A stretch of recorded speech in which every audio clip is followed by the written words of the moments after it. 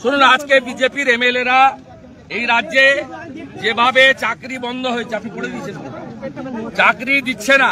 তো গতকালও সুপ্রিম কোর্টে আরো পুরনো ওবিসি লিস্ট বাতিল করে দিয়েছে, করে নতুন সার্ভে করবে বলেছে, এবং পশ্চিমবাংলার 2 কোটি বেকার শেষ করেছে। Public service commission, school service commission সমস্ত বন্ধ। পুলিশ রিক্রুটমেন্ট বোর্ড আজকে বিজেপি এমএলএদের পক্ষ থেকে আজকে সদনে কলিং অ্যাটেনশন মেনশন ছিল না, বলার সুযোগ নেই।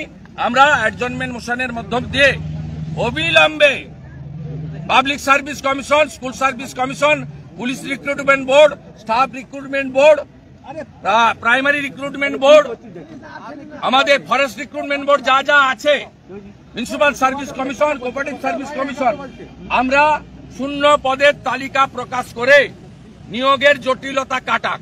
এই রাজ্য সরকার আর কয়েক মাস আছেন।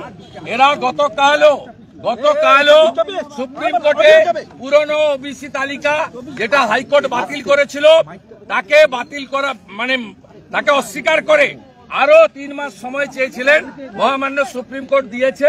অর্থাৎ এই সরকারের আমলে আর একটি নিয়োগও হবে না।